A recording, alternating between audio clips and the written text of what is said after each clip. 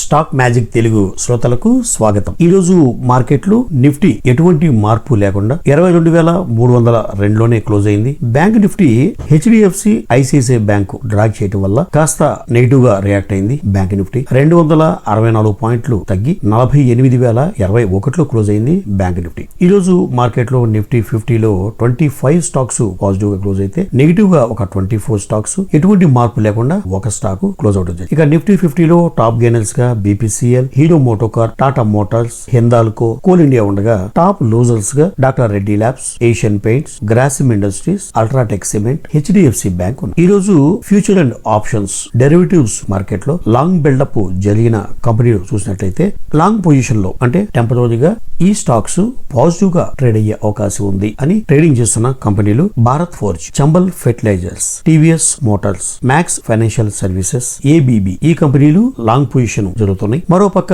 Short positions అంటే short period లో ఈ స్టాక్స్ తగ్గే అవకాశం ఉంది అని ట్రేడింగ్ జరుగుతున్న stocks Pidilite Industries, Voltas, Piramal Enterprises, Canara Bank, Asian Paints. ఈ వోల్టాస్ గురించి ఈ షార్ట్ బిల్డప్ అయిన కంపెనీల్లో రెండు కంపెనీలు వోల్టాస్ అండ్ కెనరా బ్యాంక్. నేను తమ్ముళ్ళు కూడా పెట్టాను, ఇంకా దగ్గర ఉన్నాయా. వోల్టాస్ కంపెనీ గురించి నేను నిన్న వీడియోలో చెప్పడం జరిగింది. ఏమని బిజినెస్ బాగానే చేసినప్పటికీ, సేల్స్ వాల్యూమ్ పెరిగినప్పటికీ, రెవెన్యూ పెరిగినప్పటికీ లాభాలు భారీగా తగ్గినాయి. 22% తగ్గినాయి వోల్టాస్ కి. ప్రాఫిట్ మార్జిన్స్ కూడా తగ్గడం జరిగింది. మార్కెట్ లో అంచనాల కంటే మించి రావాల్సిన ప్రాఫిట్లు రాకుండా చాలా తక్కువగా ప్రాఫిట్స్ ని పబ్లిష్ చేసింది. సో నిన్నే మనం చెప్పుకున్నాం, ఇది చాలా ఘోరమైన పరిస్థితి. తమ్ముళ్ళు కూడా మనం పెట్టడం కూడా జరిగింది నిన్న నైట్. కస్టమర్లని 24 degrees లో కూర్చోబెట్టిన వోల్టాస్ ఇన్వెస్టర్ని 42 degrees లో కూర్చోబెట్టింది అన్నట్టుగా. సో దీంతో వోల్టాస్ స్టాక్ అనేది నెగిటివ్ గా ట్రేడ్ అయింది. పైగా షార్ట్ బిల్డప్ జరుగుతుంది అంటే ఇంకొంచెం సెల్లింగ్ ప్రెషర్ ఉండే అవకాశం ఉంది అన్నట్టుగా తెలుస్తుంది వోల్టాస్ సంబంధించి. ఇక నెక్స్ట్ స్టాక్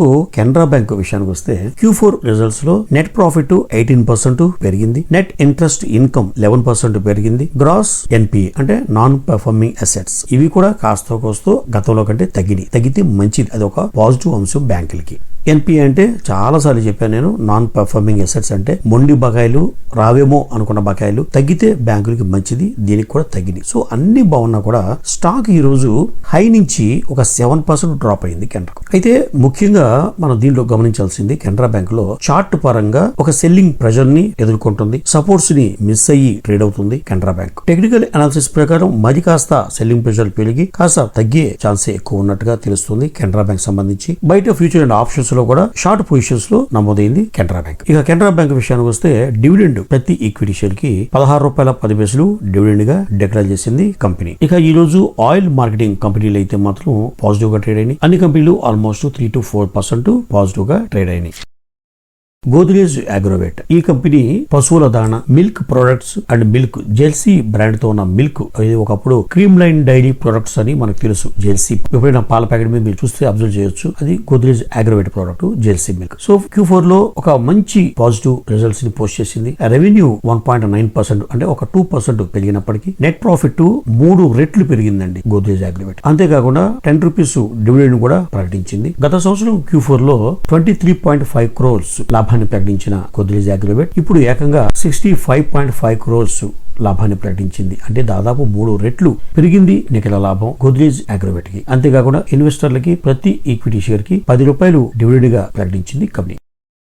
ఇక BSE బాంబే స్టాక్ ఎక్స్చేంజ్ దీనికి సంబంధించిన Q4 రిజల్ట్స్ లో రెవెన్యూ రెట్టింపోయింది. గత సంవత్సరం 259 కోట్లు రెవెన్యూ వస్తే ఇప్పుడు ఏకంగా 545 కోట్లు రెవెన్యూని ప్రకటించింది బాంబే స్టాక్ ఎక్స్చేంజ్. అలాగే నెట్ ప్రాఫిట్ 21% పెరిగింది. కంపెనీకి మార్జిన్స్ కూడా పెరిగినాయి. గతంలో 24% ఉంటే ఇప్పుడు 29% మార్జిన్స్ పెరిగినాయి BSE కి. ఇక అంతేకాకుండా ప్రతి ఈక్విటీ షేర్ కి ₹15 డివిడెండ్ కూడా ప్రకటించింది బాంబే స్టాక్ ఎక్స్చేంజ్.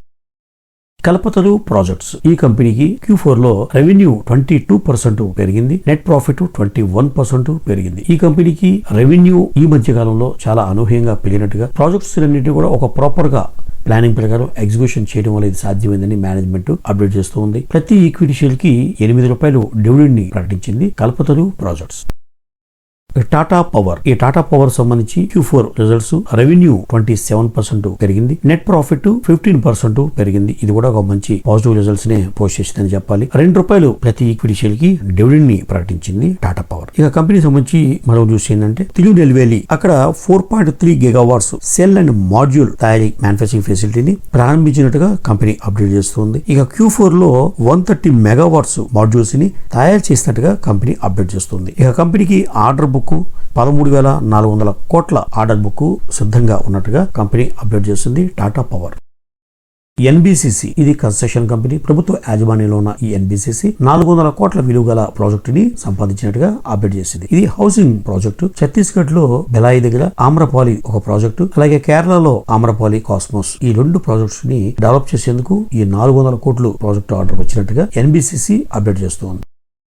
ఇక L&T విషయానికి వస్తే ఫోర్త్ క్వార్టర్ లో రెవెన్యూ 15% పెరిగింది, నెట్ ప్రాఫిట్ 10.3% పెరిగింది. మార్కెట్ లో అంచనాలు వేసుకున్న దానికంటే మార్కెట్ లో పెద్ద పెద్ద కంపెనీలకి ముందుగానే రెవెన్యూ ఎంత రావచ్చు, నెట్ ప్రాఫిట్ ఎంత రావచ్చు అనేది ఒక క్యాలిక్యులేషన్ చేసి పెట్టుకుంటారు. దానికంటే మించి వస్తే అది అద్భుతంగా పెర్ఫార్మెన్స్ చేసినట్టు, అంతగా రాకపోతే మంచి రిజల్ట్స్ పోస్ట్ చేసినప్పటికీ మార్కెట్ అంచనాలకి మించకపోతే అది నెగిటివ్ కింద లెక్క. For example doctor Reddy labs, నిన్న మన వీడియోలో కూడా చెప్పుకున్నాం. నిజంగా రెవెన్యూ ప్రాఫిట్ ఇవన్నీ మంచి రిజల్ట్స్ పోస్ట్ చేసి కానీ మార్కెట్ లో ఉన్న ఎక్స్పెక్టేషన్స్ డాక్టర్ రెడ్డి ల్యాబ్స్ మీద చాలా ఎక్కువ పెట్టుకున్నారు. దాన్ని మీట్ అవ్వలేకపోయింది డాక్టర్ రెడ్డి ల్యాబ్స్. దాంతో ఈ రోజు నెగిటివ్ గా ట్రేడ్ అయింది. ఇక L&T విషయానికి వస్తే ఇప్పుడు మనం చెప్పుకుంటున్న న్యూస్ రెవెన్యూ 15% పెరిగింది, నెట్ ప్రాఫిట్ 10.3% అంటే మార్కెట్ అంచనాలకి మించి ప్రకటించింది. ఇక ₹28 ప్రతి ఈక్విటీ షేర్ కి డివిడెండ్ కూడా డిక్లేర్ చేసింది L&T. ఇక ఫైనాన్షియల్ ఇయర్ 25 లో ఆర్డర్ ఇన్ఫ్లో 10% పైగానే పెరిగినట్టుగా L&T అప్డేట్ చేస్తుంది. ఇది ఒక పాజిటివ్ సైన్ గా తీసుకోవాలి.